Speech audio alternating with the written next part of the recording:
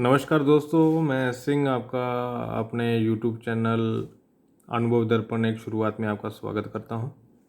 तो आज का हमारा चर्चा का विषय है सेक्शन 9। तो section 9 of the Hindu marriage act, इसको HMM हम लोग शॉर्ट फॉर्म में बोल देते हैं कई बार। तो हिंदू मैरिज एक्ट में जो सेक्शन 9 की क्या वैल्यूज़ रहती हैं, क्या नुकसान हैं, क्या फ़ायदे हैं, तो इसके बारे में हम लोग बात करते हैं। तो सेक्शन 9 बेसिकली होता क्या है वो उसके बारे में आपको मैं समझा देता हूँ। तो रेस्टिट्यूशन ऑफ कॉन्जुगल राइट जो है इसको बोलते हैं हम लोग। तो सेक्शन 9 में एक्चुअली क्या होता है कि अगर कोई बिना रीज़न के हस्बैंड या वाइफ दोनों दोनों में से कोई भी बिना किसी वैलिड रीज़न के अपना घर छोड़ के अपना जो घर से मतलब चला जाता है, तो उस केस में उसको जो है वो वापिस बुलाने के लिए जो है कि बिना किसी रीज़न के वो घर छोड़ के चले गए हैं, तो एक ऑनरेबल जज के सामने एक पटिशन फाइल की जाती है सेक्शन 9 की कि उसको घर वापिस बुलाया जा सके। तो दूसरी चीज़ मैं आपको और बता देता हूँ कि सेक्शन 9 में अगर आप मतलब इन केस कोई भी केस करता है, तो चाहे हस्बैंड हो चाहे वाइफ हो, कोई भी अगर पटिशन फाइल करता है कोर्ट में ऑनरेबल जज के सामने, ये पटिशन फाइल करता है कि बिना किसी वैलिड रीज़न के वो घर छोड़ के चला गए हैं, तो उसको बुलाया जा सके। तो इवन कोर्ट के पास भी ये पावर नहीं है कि कोई ज़बरदस्ती आपको किसी के साथ भी रख सके। ठीक है, तो दूसरी चीज़ ये आपको क्लियर कर दी। और अब आते हैं नेक्स्ट की काफ़ी क्वेश्चंस जो आते हैं, जैसे लोगों के से बात होती है तो बोलते हैं कि सर हस्बैंड वाइफ में जैसे झगड़ा हो गया तो वाइफ जो है वो अपने घर चले गई है, अपने पेरेंट्स के साथ चले गई है वहाँ पे रहने के लिए, जहाँ अलग रहना शुरू कर दी है। तो उस केस में जो है वो सामने से थ्रेट मिल रहे हैं, झूठे केसेस डालने के ऊपर इम्प्लीकेट कर देंगे आपको, झूठे केसेस में डाउरी केस वगैरह या फिर डोमेस्टिक वायलेंस का केस जो है वो आपके ऊपर कर देंगे, तो प्रेशर क्रिएट हो रहा है आपके ऊपर।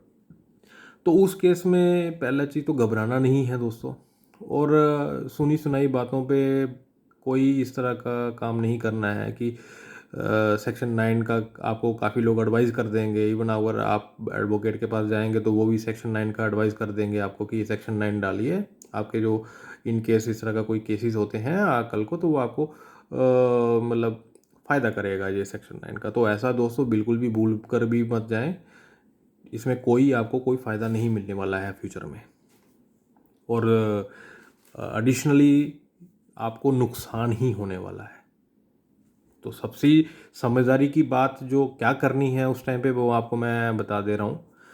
सबसे पहले अगर इस तरह की कोई बात आती है कि आपकी वाइफ या आपकी स्पाउस जो है वो बिना किसी वैलिड रीज़न के अगर चले जाती है घर छोड़ के, और सामने से अगर आपके अगेंस्ट में इस तरह के कुछ एलिगेशंस लगाने की बातें आ रही हैं, आपके ऊपर झूठे केसेस फ्रेम करने की बातें आ रही हैं, धमकियां आ रही हैं, थ्रेट आ रहे हैं इस तरह के, तो आपने घबराना नहीं है। आप उस चीज़ को एविडेंस करिए, उस चीज़ को आप रिकॉर्ड करिए, उस चीज़ को आप जो है वो अपने पास संभाल के रखिए इस एविडेंस को।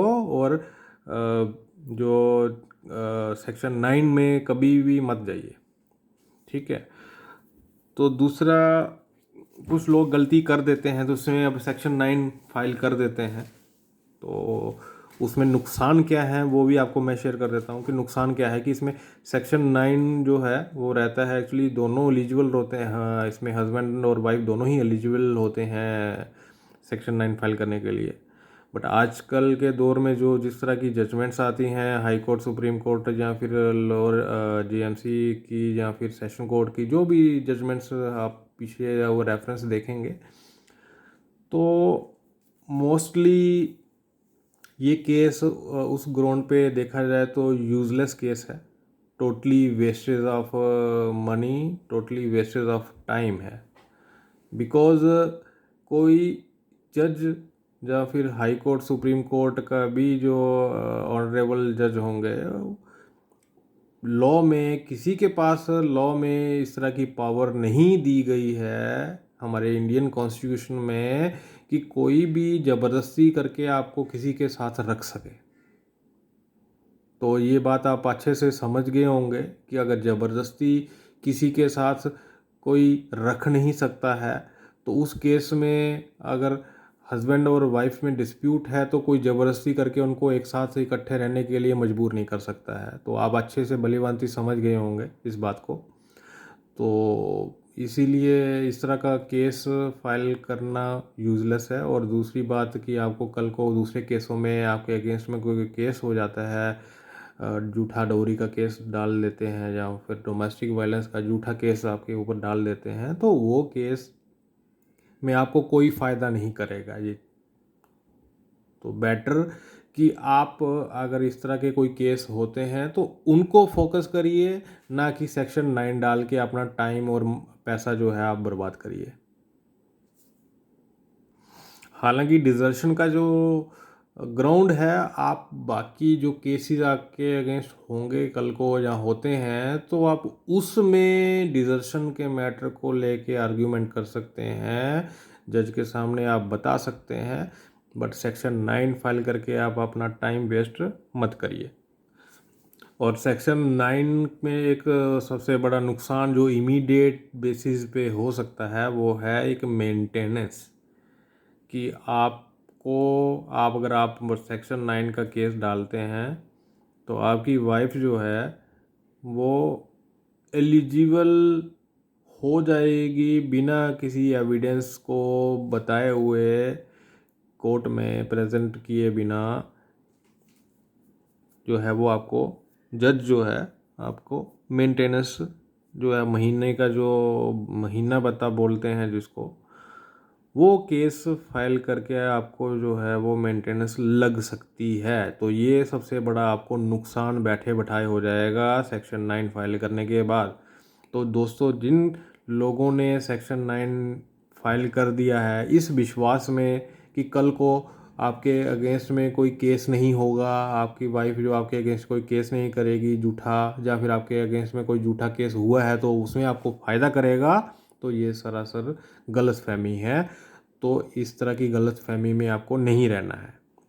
तो दोस्तों, आप इस बात से तो अच्छे से समझ गए होंगे कि सेक्शन 9 फाइल करने के बाद HMA जो हम लोग बोलते हैं, तो HMA में ही एक सेक्शन रहता है HMA 24। तो HMA 24 को जो है वो इमीडिएट बेसिस पे इंटरिम जो है वो कोर्ट आजकल जो है वो लगा देती है। तो इसीलिए जो है वो सेक्शन 9 में जो है वो आप कभी भी भूल के भी मत फाइल करिए सेक्शन 9 को।